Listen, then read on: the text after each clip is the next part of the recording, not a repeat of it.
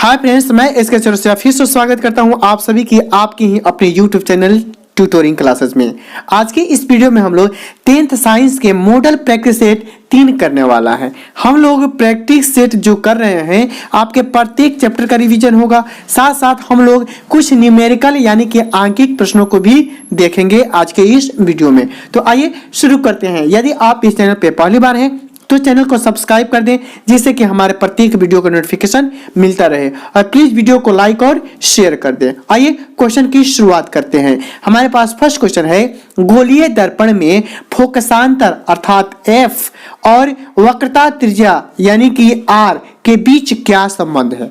तो आप लोग पढ़े होइएगा F बराबर R/2। अब इसमें आपके ऑप्शन में मिला गया ही नहीं, F बराबर R/2 मिलेगा, F बराबर 2/R तो गलत कर दीजिएगा।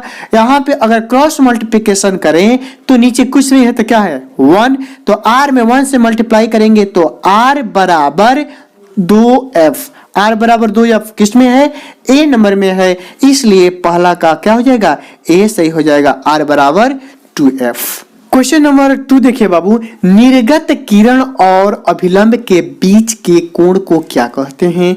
ए में आपतन कोण, परावर्तन कोण, निर्गत कोण, इनमें से कोई नहीं, तो इसका सही आंसर सी हो जाएगा, निर्गत कोण कहते हैं। नेक्स्ट क्वेश्चन है, 1 मीटर फोकस दूरी वाले उत्तल लेंस की क्षमता क्या होगी। चूंकि लेंथ उत्तल है इसलिए इसकी फोकस दूरी क्या हो जाएगी, पॉजिटिव होगी, और किसी लेंस की क्षमता पावर बराबर होता है 1/f, जहां f क्या है, फोकस दूरी है, जो मीटर में होता है, सेंटीमीटर में नहीं होता है। तो देखिए यहाँ पे फोकस दूरी है 1 मीटर, तो इस अनुसार p बराबर 1/f अर्थात 1/1 = 1, अर्थात इसका आंसर आएगा कि 1 डायोप्टर। क्या आएगा, 1 डायोप्टर। आइए एक और प्रश्न करें, किसी उत्तल लेंस की फोकस दूरी 50 सेंटीमीटर है, कितनी, 50 सेंटीमीटर, तो इसकी क्षमता क्या होगी, आप हमें कमेंट करके जरूर बताएं। नेक्स्ट क्वेश्चन है हमारे पास कि सामान्य आंख के स्पष्ट दर्शन की न्यूनतम दूरी क्या होती है। तो सामान्य आंख के स्पष्ट दर्शन की न्यूनतम दूरी 25 सेंटीमीटर होती है। कितनी होती है, 25 सेंटीमीटर होती है। क्वेश्चन नंबर 5, किस दृष्टि दोष के निवारण के लिए अवतल लेंस का प्रयोग किया जाता है। तो दोष निवारण के लिए किस लेंस का प्रयोग किया जाता है, हमने इस पे एक बहुत ही सुपर ट्रिक बताया हुआ है, उस वीडियो का लिंक नीचे डिस्क्रिप्शन बॉक्स में है, आप देख लीजिए। अब यहाँ पे अवतल लेंस है, तो हमने बताया था कि दूर दृष्टि दोष और एक हो गया निकट दृष्टि दोष। निकट में 3 अक्षर, तो 1 अक्षर बढ़ा देंगे तो 4 अक्षर, 4 अक्षर वाला कौन सा लेंस है, अवतल, कथी है, अवतल। दूर में 2 अक्षर है, 1 अक्षर बढ़ा देंगे तो 3 अक्षर, 3 अक्षर वाला कौन सा लेंस है, उत्तल। अर्थात दूर दृष्टि दोष को दूर करने के लिए उत्तल लेंस और निकट दृष्टि दोष को दूर करने के लिए अवतल लेंस का प्रयोग करते हैं। अब बताइए अवतल लेंस का प्रयोग किस दोष के निवारण के लिए करते हैं, तो निकट दृष्टि दोष के लिए, तो 5वां का भी सही है। क्वेश्चन नंबर 6, निकट दृष्टि दोष में किस लेंस का प्रयोग किया जाता है। अभी हमने बताया निकट दृष्टि दोष में किस लेंस का प्रयोग किया जाता है, अवतल। वहीं 5वां का उल्टा क्वेश्चन पूछ दिया है, अवतल लेंस के लिए किस दोष को दूर किया जाता है और किस निकट दृष्टि दोष को दूर करने के लिए किस लेंस का प्रयोग किया जाता है। 5th और 6th क्वेश्चन एक ही है। नेक्स्ट क्वेश्चन है, 1 वोल्ट कहलाता है। ऑप्शन है आपके पास 1 जूल पर सेकेंड, 1 जूल पर कूलम, 1 जूल पर एम्पियर, इनमें से कोई नहीं, तो 1 वोल्ट कहलाता है 1 जूल पर एम्पियर। क्वेश्चन नंबर 8 देखिए बाबू, आमीटर को विद्युत परिपथ में कैसे जोड़ा जाता है, श्रेणी क्रम में, पार्श्व क्रम में, ए और बी दोनों, इनमें से कोई नहीं, तो आमीटर के। क्वेश्चन नंबर 9, निम्नलिखित में से कौन सा पद विद्युत शक्ति को निरूपित नहीं करता है, I² R² VI इसका सही आंसर हो जाएगा बाबू बी, IR² विद्युत शक्ति को निरूपित नहीं करता है। क्वेश्चन नंबर 10, एक कूलम्ब किसके बराबर है? 1 जूल गुने 1 एम्पियर, 1 एम्पियर गुने 1 second, 1 ampere per 1 second, 1 joule पर 1 सेकेंड। इसका सही आंसर हो जाएगा ए, 1 जूल गुने 1 एम्पियर। क्वेश्चन नंबर 11 है, किलोवाट घंटा किसका मात्रक है? विद्युत शक्ति का, विद्युत ऊर्जा का, धारा का, इनमें से कोई नहीं। तो किलोवाट घंटा विद्युत ऊर्जा का मात्रक है। क्वेश्चन नंबर 12, एक विद्युत यूनिट बराबर है 1 वाट घंटा के, 1 किलोवाट घंटा के, 1 जूल के, 4.2 जूल के। तो एक विद्युत यूनिट जो है वो 1 किलोवाट घंटा के बराबर है। क्वेश्चन नंबर 13, जीवाश्म ईंधन का उदाहरण इनमें से कौन है? कोयला, लकड़ी, गोबर गैस, ये सभी। तो इसका सही आंसर क्या हो जाएगा? डी हो जाएगा, इनमें से सभी। लेकिन पार्टिकुलर देखा जाए तो इसका कोयला क्या हो सकता है? आंसर हो सकता है। जीवाश्म माने जीवों द्वारा प्राप्त ईंधन। तो लकड़ी भी क्या है? सजीव है। गोबर गैस, गोबर किससे मिलता है? जीव से ही मिलता है। इसलिए हमने यहाँ पे बताया 13 का डी सही है। क्वेश्चन नंबर 14 है कि गोबर गैस एक प्रकार का क्या है? प्राकृतिक गैस, बायोगैस, लकड़ी, चूल्हा। तो गोबर गैस एक प्रकार का बायोगैस है। क्वेश्चन नंबर 15 कि बायोगैस का उत्पाद होता है गोबर से, लकड़ी से, कोयला से, इनमें से कोई नहीं। तो बायोगैस किसके द्वारा मिलता है बाबू? गोबर से मिलता है। क्वेश्चन नंबर 16, निम्न में से कौन सा उत्पाद लीड नाइट्रेट को गर्म करने पर प्राप्त होता है? तो जब PbNO3 का होल ट्वाइस, ये हमारा लेड नाइट्रेट का सूत्र है। जब इसको गर्म करते हैं तो नाइट्रोजन ऑक्साइड और ऑक्सीजन प्राप्त होता है। इसलिए 16 का डी सही है। क्वेश्चन नंबर 17, निम्न में से कौन सही है? सोडियम कार्बोनेट के साथ 5 मोल जल के अणु, सोडियम कार्बोनेट के साथ 10 मोल जल के अणु, सोडियम कार्बोनेट के साथ 7 मोल जल के अणु और सोडियम कार्बोनेट के साथ 2 मोल। तो इनमें से सही आंसर बी हो जाए, सोडियम कार्बोनेट के साथ 10 मोल जल के अणु रहते हैं। क्वेश्चन नंबर 18, लोहा से जिंक को लेपित करने की क्रिया को क्या कहलाते हैं? तो लोहा से जिंक को लेपित करने की क्रिया क्या कहलाता है? वो हमारा गैल्वेनीकरण कहलाता है। क्या कहलाता है? गैल्वेनीकरण कहलाता है। क्वेश्चन नंबर 19, निम्नलिखित में से कौन गंधीय सूचक है? सूचक 3 प्रकार के, रंगीय सूचक, गंधीय सूचक और कृत्रिम सूचक। तो गंधीय सूचक के बारे में आपको बताना है कि वैनिला, प्याज, शकरकंद, लौंग का तेल। तो इसमें से गंधीय सूचक नहीं है चुनना है।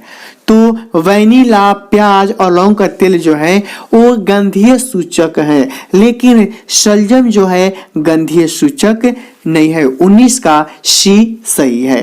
क्वेश्चन नंबर 20, निम्नलिखित में से द्विक्षारीय अम्ल कौन है? द्विक्षारीय अम्ल आपको बताना है।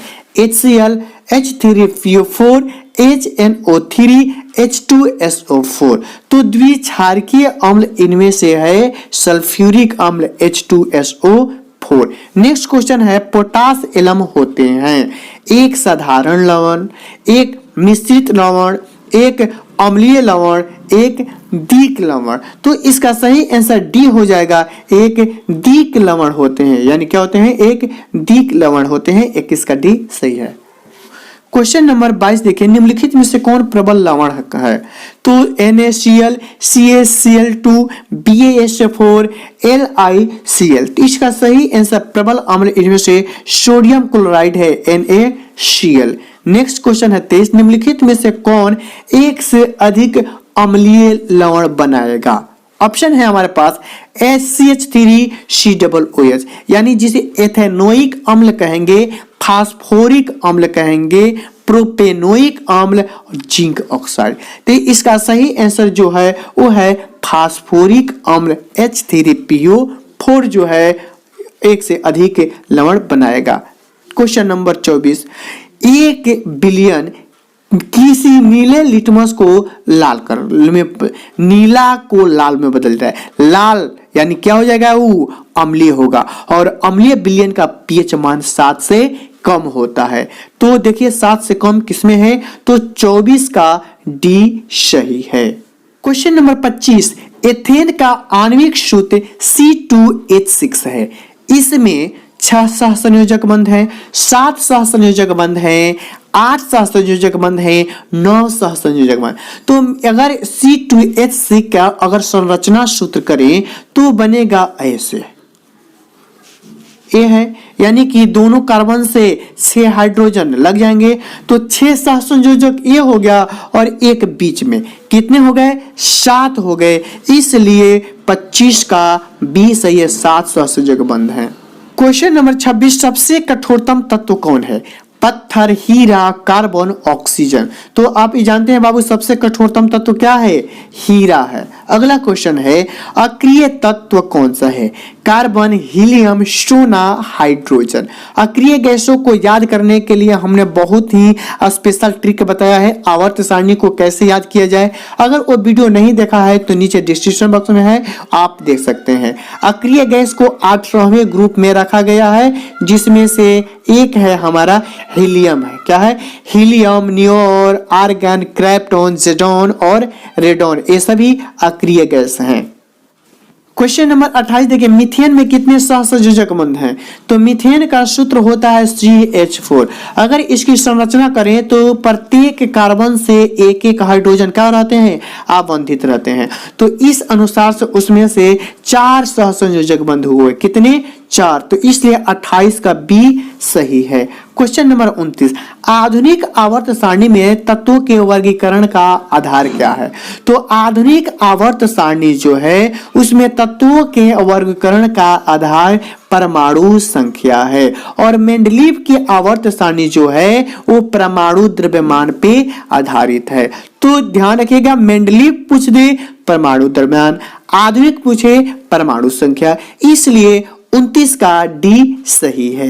नेक्स्ट क्वेश्चन है 30, अमोनिया के एक अणु में नाइट्रोजन एवं हाइड्रोजन के परमाणुओं की संख्या का अनुपात क्या होगा?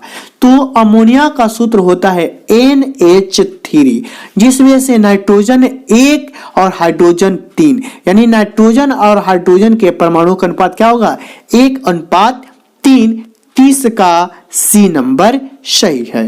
क्वेश्चन नंबर 31 देखिए बाबू, इंसुलिन नामक हार्मोन की कमी से कौन सा रोग उत्पन्न होता है? उच्च रक्तचाप, मधुमेह, घेंघा, बौनापन। तो इंसुलिन की कमी से मधुमेह होता है, जिसे डायबिटीज कहते हैं, शुगर की बीमारी कहते हैं, तो इंसुलिन की कमी से होता है। नेक्स्ट क्वेश्चन है 32, वाष्पोत्सर्जन कैसी क्रिया है? वाष्पो उत्सर्जन कैसी क्रिया है? शारीरिक, भौतिक, रासायनिक, प्राकृतिक। तो वाष्पोत्सर्जन की जो क्रिया है वो भौतिक प्रतिक्रिया है। इसका सही आंसर क्या हो जाएगा? 32 का B। 33 नंबर है, निम्नलिखित में से कौन सा पादप हार्मोन है?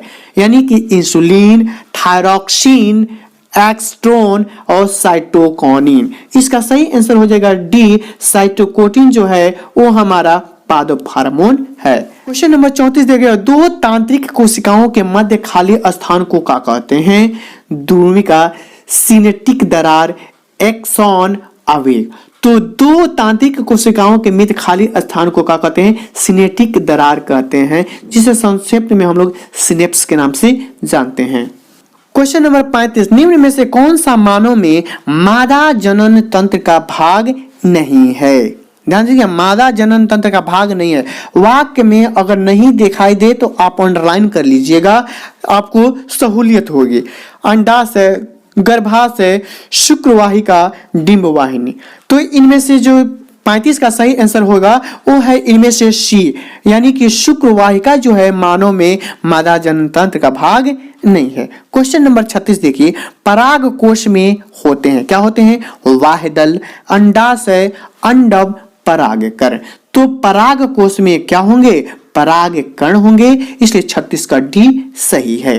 Question number 37, the origin of species नामक पुस्तक किसने लिखी है? ध्यान दीजिएगा, ये प्रश्न पूछा जाता है कि द ओरिजिन ऑफ स्पीसीज नामक पुस्तक किसने लिखी है? डार्विन, ओपेरिन, लेमार्क, इनमें से कोई नहीं। तो the origin of species Darwin ने लिखी है। क्वेश्चन नंबर 38, मनुष्य में कितने जोड़े गुणसूत्र पाए जाते हैं? 26, 14, 23, 18। तो मनुष्य में 23 जोड़े गुणसूत्र पाए जाते हैं। 38 का सी सही है। 39 निम्न में से कौन एक जलीय आहार श्रृंखला है? यानी जल में, स्थलीय नहीं पूछ रहा है, जलीय आहार श्रृंखला। ए नंबर में दिया है घास बकरी से, ये तो स्थलीय हो गया, घास बकरी से सब स्थलीय हैं। शैवाल, जलीय कीट, मछली, ये सभी जल में है। और इसमें सी में दिया मनुष्य, स्थलीय हो गया, घास, मछली, मनुष्य, इसका सही आंसर क्या हो जाएगा? बी जो है शैवाल, जलीय कीट और मछली जो है जलीय आहार श्रृंखला के प्रकार हैं। क्वेश्चन नंबर 40 है, निम्नलिखित में से किसे आप उपभोक्ता के श्रेणी में रखेंगे? हरे पौधे, नील हरित शैवाल, जंगली जानवर, फूल और पत्ते। तो इसमें से जंगली जानवर जो हैं उपभोक्ता की श्रेणी में आएंगे। तो आप 40 नंबर में कितने ऑप्शन किए बाबू? फिर मिलते हैं अगली वीडियो में, तब तक के लिए धन्यवाद।